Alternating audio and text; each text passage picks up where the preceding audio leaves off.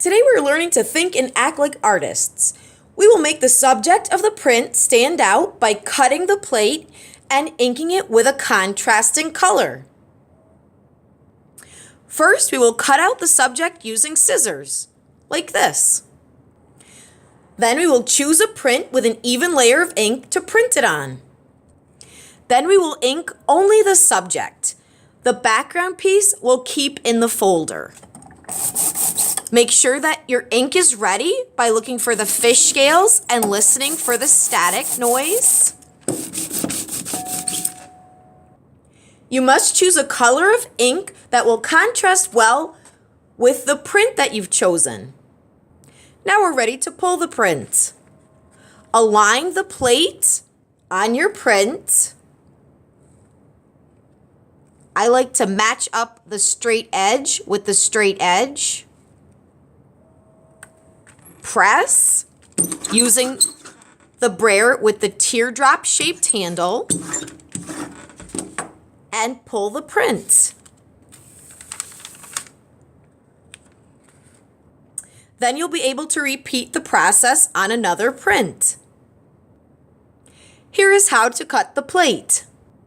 Take scissors and cut out just the subject. It's just like cutting paper. It is best to leave part of the straight edge attached if possible.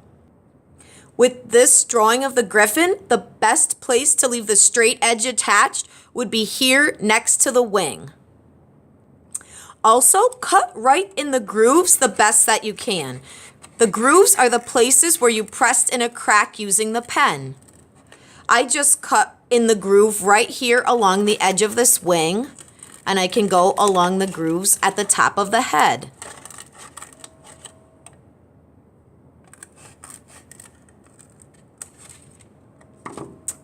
There we go. Don't cut around any tiny fragile parts. The styrofoam can break. If you have a tiny fragile part like a tail or a spike, leave empty space surrounding them. On this example, I left empty space surrounding the tail and around the head. Watch what happens with this example where I did not leave the empty space.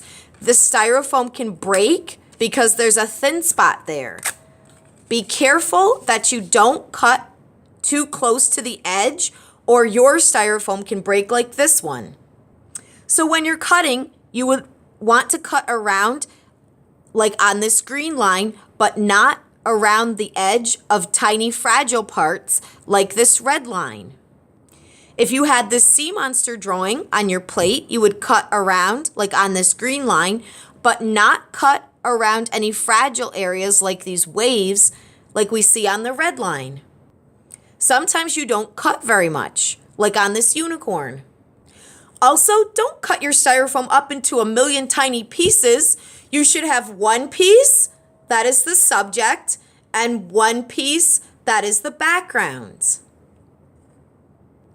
And don't throw away any of your styrofoam pieces. You should have one piece for your subject and one piece for your background. Keep both of those pieces. Now that we've cut the plate, we can ink the plate and pull the print. We line up the edge and press with the brayer.